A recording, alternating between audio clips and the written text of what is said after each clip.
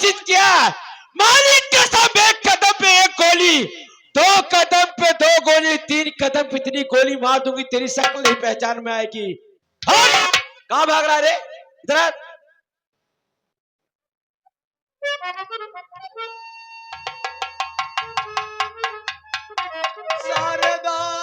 कुत्ते, मालिक कसम दुनिया के नाल के तरीके नाल की तरफ से मारती हूँ, कई मुंडिया घूम के इधर से मार दूंगी, तेरे खाने वाला बर्तन टूट जाएगा। कुत्ते कहां भाग रहा है रे? कहां भाग रहा है? सरदार मैं आपको डर गया था देखकर। आखिर सरदार आप हो कौन? अपना परिचय बता दीजिए सरदार जी। बता रही हूँ बाबूजी, आप लोग एक लड़की के डाकू के रूप में देख के बड़े हैरत में होंगे। मैं कोई गैर नहीं हूँ, वही अमरपाल की बेटी अंजलि हूँ। आज दीपावली का त्योहार था, घर में बाबूजी माताजी त्योहार मना रहे थे। मेरी बहन खेतों में चारा काटने गई थी, मैं अनिल भैया के साथ खेत में दीपक जलाने गई थी। जैसे दीपक जला के खेत से घर आई, मेरे ही गांव का रहने वाला आशिक अर्जुन प्रधान मेरे माँ बाप को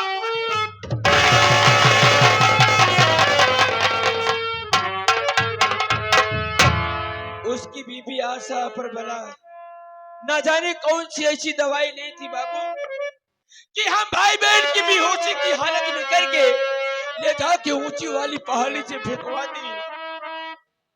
जब उस जंगल में मुझे होश आया, मैं बहुत रोई, बहुत गिड़गिड़ाई, मगर कोई सुनने वाला नहीं था। उसी जंगल के रास्ते में बैठ के रो रही थी, उसी रास्ते से डाकुओं के गिरोह जा रहा था। उस गिरोह के सरदार जी मेरे पास आए और मुझे उठा ले गए अपने अड्डे पे। जब मैं अपनी सारी कहानी बताई तो सरदार जी बोले कि बेटी, अपने माँ बाप को कातिल को मारना चाहती है तो आज से तेरा नाम अंजलि नहीं, डाकू शेरनी, डाकू शेरनी। अच्छा किया अर्जुन, वो तूने इनायत बढ़ा दिया, तेरे कारनामों ने मुझे डाकू बना दिया। कायर बाप की कायर औलाद, खाई हुई अपने मरे हुए माँ बाप की कसम, अगर तेरी हवेली को शमशान न बना दी तो मेरा नाम डाकू शेरनी नहीं। शेर सिंह, सरदार जी। अर्जुन वो घर का रास्ता तुम बताओ कि कहाँ रहता है, कहाँ सोता है, कहाँ खाता है? सरदार जी।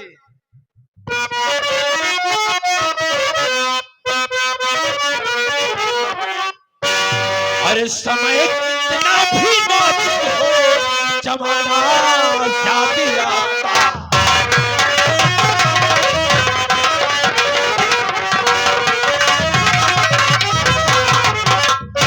हमें कितना भी नाजुक हो, अरे जमाना याद आता है। महाभारत में अर्जुन का निशाना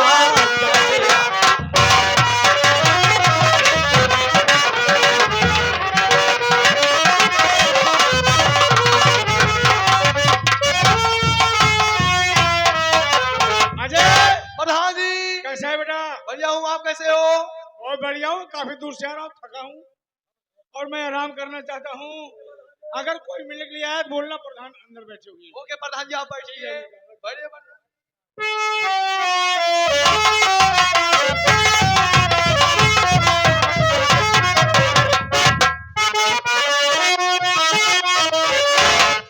देख मुझे चंडाल,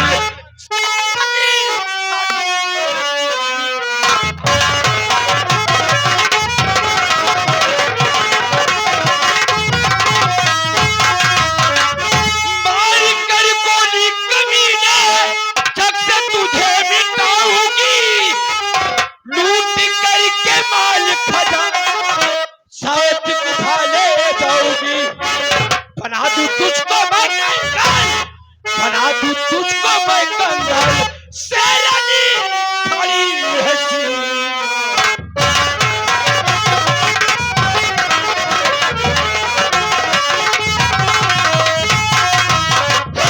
अर्जुनवा, भाग कुत्ते, आज तुझे डाकू शेरनी दुनिया से मिटा के रख देगी। डाकू शेरनी, सबसे पहले बताओ तुम कौन हो, तुम्हारा नाम क्या है? पहचान रहा है? वही अमरपाल की बेटी अंजलि हो। अंजलि, मारा था मैंने माँ बाप को।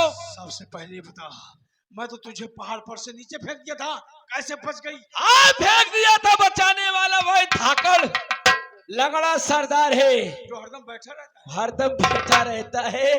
कुत्ते और जुनवान भाग, तेरी हवेली को चारों तरफ से डाकू शेरनी ने घेर रखा है। हाँ, तेरी माँ ने दूध पिलाए, याद भाग के जा सकता है मुझे तू? शेरनी, तेरे आदमियों ने मेरे घर को घेर रखा है, लेकिन चप्पे चप्पे की पुलिस तेरी तलाश में है। पाते ही तुझे गोली मार देगी। पुलिस?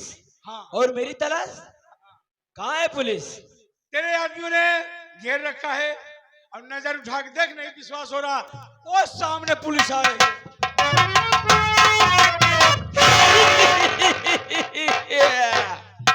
हाँ जुनवान, तूने मुझे चकमा देकर भाग गया है। कायर बाप की कायर औलाद, अगर जब तक तुझे दुनिया से नहीं मिटा दूंगी, चैन से नहीं बैठूंगी, भाग। मेरी गोली की रफ्तार से ज्यादा तू भागेगा रे। आया ऊंचाई का गोली।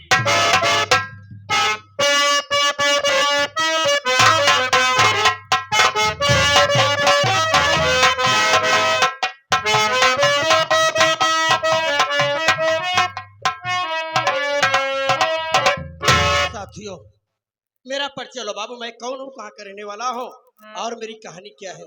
साथियों, मेरी शरीर पर वर्दी देखकर आप लोग हैरत में होंगे और सोचते यही होंगे, ये तो अमरपाल का बेटा नील कुमार है, अचानक पुलिस वाला कैसे हो गया। तो साथियों, ये गरीब किसान का बेटा पुलिस वाला हो गया है। बहुत दिन की बात है बाबू, दीपावली का त्योहार था, लोग खुशियां मना रहे थे, चारों तरफ दीपक जल रहे थे, लेकिन मेरे घर में खूनों की होली खेली जा रही थी। मेरे ही गांव का प्रधान अर्जुन और उसकी औरत आशा परवला मेरे यहाँ खूनों की होली खेल रहे थे बाबू। मैं और मुझसे मेरी छोटी बहन अंजलि जब खेत से दीपक जला के घर वापस आए तो क्या देखता हूँ, एक तरफ मेरी माँ की लाश और एक तरफ मेरे बाबूजी की लाश। माँ बाप की लाश पर गिर के भाई बहन रोने लगे और यही सोचने लगे कि भगवान, आप त्योहार के दिन मेरे घर में कौन खूनों की होली खेला बाबू। तभी मेरी नजर अर्जुनवा पे पड़ी। साथियों, अर्जुनवा दोनों प्राणी मेरे दरवाजे पर छुप के खड़े थे। अर्जुनवा को देखते ही आग बबूला हो गया और दौड़कर उसके गिरिबान पर हाथ लगा दिया। मैंने कहा, अर्जुनवा, तूने मेरे माँ बाप को मारा है, मैं तुझे मार डालूंगा। इतने में अर्जुनवा और उसकी औरत मुझे और मेरी अंजलि को बहुत मारे बाबू, बहुत मारे। मैंने कहा, तेरे खिलाफ मैं थाने में रिपोर्ट दर्ज कराऊंगा साले। इतने में अर्जुनवा न जाने कौन सी ऐसी नशीली चीज ली थी बाबू, वहीं सुबह कर बेहोश कर दिया। जब मुझे होश आया तो मैं अपने आप को घने जंगल पहाड़ी पर पाता हूँ, वहीं रोने लगा। सोचा, भगवान, यहाँ मैं अचानक कैसे पहुंच गया। संजोग से उसी रास्ते पुलिस कमिश्नर शिवकांत की गाड़ी जा रही थी। मेरे रोने की आवाज सुनकर कमिश्नर साहब ड्राइवर से कह के गाड़ी रुकवा दिए और स्वयं उतर कर मेरे पास आए। कहने लगे कि बेटा, क्या नाम है मुन्ना, कहाँ के रहने वाले, इस जंगल में अकेले क्यों हो रहे हो। मैंने कमिश्नर साहब को अपनी सारी कहानी बताया। कमिश्नर साहब को दया आ गई, कहने लगे कि बेटा चल, आज से तू मेरे साथ रहेगा। उसी वक्त अपनी गाड़ी में बैठा कर अपने निवास पे लिवा गए। जब उनके निवास पर जाता हूँ साथियों, तो उनकी पूरी फैमिली वहां रहती, पूरा परिवार रहता है। उनकी मैडम जी जब देखी तो कहने लगी कि साहब, इस बच्चे को अपने पास रख लीजिए। उसी दिन से उनके यहाँ रहने लगा, छोटा मोटा कार्य भी करने लगा। पढ़ा लिखा तो मैं पहले से था और अच्छी तालीम उनके यहाँ हुई। उसी समय यूपी गवर्नमेंट में पुलिस इंस्पेक्टर का वांट निकला था। कमिश्नर साहब कहने लगे कि बेटा फार्म भर दे, हो सकता है मुकद्दर तेरा चमक जाए। मैंने कब फार्म भर दिया साथियों, लेटर आया गया, पेपर दिया, फिजिकल हुआ, इंटरव्यू था, यानी सारी क्रिया मैंने पूरी की और नतीजा आप लोगों के सामने है कि आज एक गरीब किसान का बेटा इस पद पर नियुक्त है। जब मैं वर्दी पहना, तिरंगे के नीचे कसम खाया कि इंसाफ का पुजारी हूं, इंसाफ करूंगा, अगर मुजरिम है मेरा भाई या मेरी बहन तो गिरफ्तार करूंगा। उसी दिन मैं ठान लिया कि अर्जुनवा, तूने मेरे माँ बाप को मारा है, जब तक कानून के तहत तुझे सजा नहीं दूंगा तब तक मैं चैन से नहीं बैठूंगा। साथियों, मेरी दोनों बहन शायद नहीं इस दुनिया में, बहुत ढूंढा बाबू, नहीं बहुत ढूंढा मैं अपनी दोनों बहनों को। अर्जुनवा जब मेरे माँ बाप को मारा है तो मेरी बहनों को कहाँ छोड़ा होगा। साथियों, मेरी पहली पोस्टिंग आगरे में थी, आगरे से हटा करके इसे इलाहाबाद में कर दिया गया। अब इलाहाबाद से भी मुझे हटाया जा रहा है, भेजा जा रहा है अकबरपुर। अकबरपुर थाना चंबल की तराई में पड़ता है साथियों। वहां डाकुओं का आतंक मचा हुआ है और एक डाकू शेरनी तो पूरे इलाके को हिला के रख दी है। उसी डाकू शेरनी को अरेस्ट करने के लिए मेरा ट्रांसफर वहां हुआ है और मैं भी वादा किया हूं, जब तक डाकू शेरनी को अरेस्ट नहीं करूंगा तब तक मैं चैन से नहीं बैठूंगा। साथियों, अब मैं चल रहा हूं अकबरपुर थाने में, देखता हूं मेरे स्टाफ के कौन कौन अधिकारी कर्मचारी हैं। आप लोग शांति बना करके संगीत का आनंद लीजिए। साथियों, आशा से नहीं विश्वास दिलाता हूं सारी रात संगीत में आनंद आएगा। साथियों, हमारे राम सेवक भैया का कहना था कि मास्टर साहब, मेरे बाबूजी इस दुनिया से चले गए हैं, उनकी याद में कम से कम 100 गीत हो जाना चाहिए। तो साथियों, मात्र 5 मिनट का समय लूंगा, ज्यादा समय नहीं लूंगा बाबू। उस महान आत्मा का शरीर, दिन था मंगलवार, तारीख थी 20 जनवरी। साथियों, आज तो खुशियों की देखो बहार है। इतना बड़ा भंडारा बाबूजी की याद में भैया राम सेवक विश्वकर्मा जी किए हैं। हमारे सालिक राम चचा इस दुनिया में नहीं है। 20 जनवरी को उनका देहांत हो गया, जब उस महान आत्मा का शरीर पंचतत्व में विलीन हुआ। पूरे विश्वकर्मा परिवार में मातम छा गया। साथियों, पूरा परिवार रोने लगा। राम सेवक भैया का कहना है कि 91 साल के बाबूजी थे जब उनका अंतिम संस्कार हुआ। साथियों, वो महान आत्मा थी बाबू। आजकल तो 50-60 साल जीना मुश्किल हो गया है। बस उन्हीं की याद में एक छोटा सा शोक गीत है, उम्मीद है सब भाइयों को पसंद आएगा।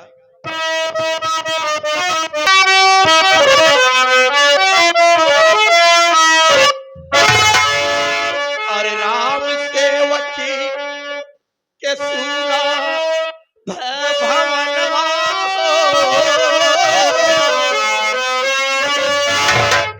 हरे राम सेवक के सुना भवनवा, सुगरवा हेराई गइले बा।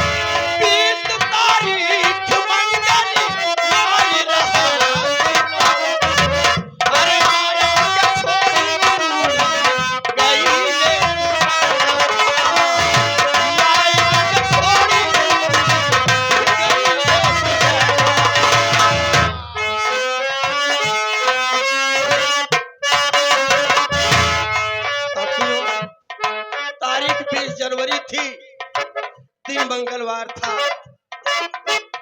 बाबूजी इस दुनिया से चले गए बाबू। अरे जब हम लोगों के आंखों में आंसू आ रहा है, हमारे राम सेवक भैया उनके परिवार पर क्या गुजरती होगी। अखिया से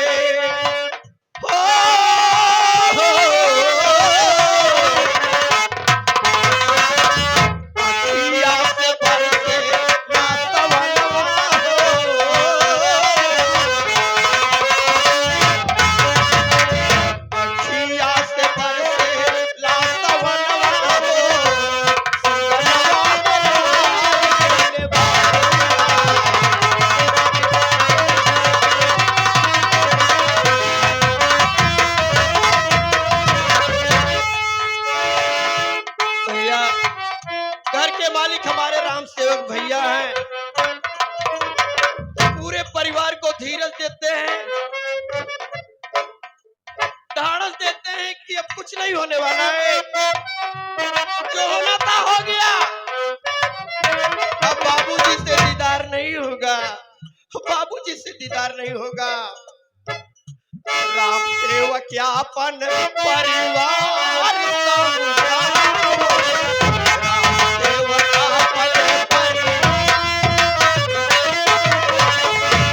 और इधर से आगे हमारे श्री चाचा जी राज नारायण श्री चाचा जी, जो कि आपके लिए स्पेशल शो की शुभ दे रहे हैं। धन्यवाद।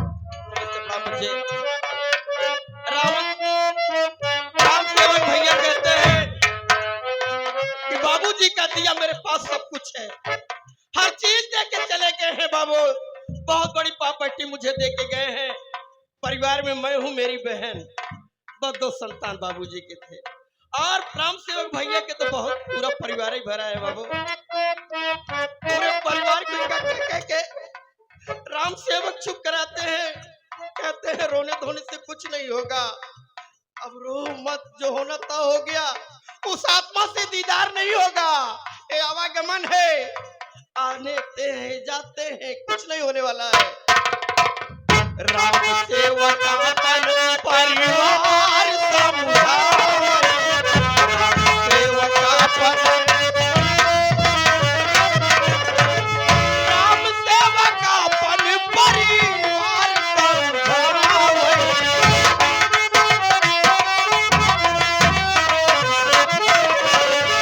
अपना तखुना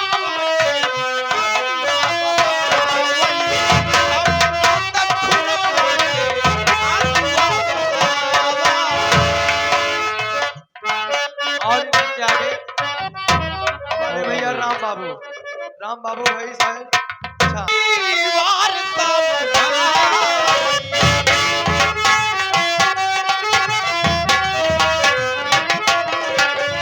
अपना तखुना के आंसुआ बहावई, अपना तखुना के आंसुआ बहावई, अखिया से बरसेला सवनवा,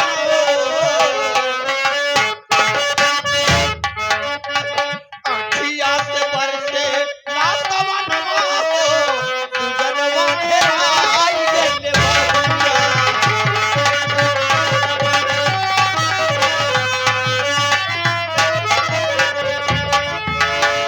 साथियों,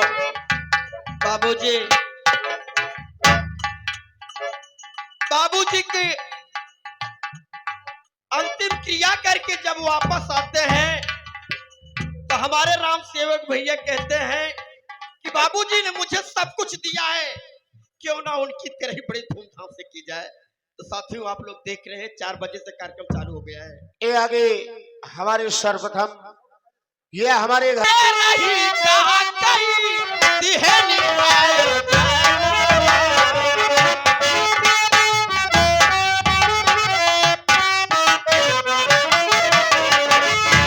तब तेरा ही कहा कहीं दिहनी आयो मास्टर ही मांगे भाई ने फिर आवाज़ मास्टर यार बात दे फिर ये आगे हमारे सर्वप्रथम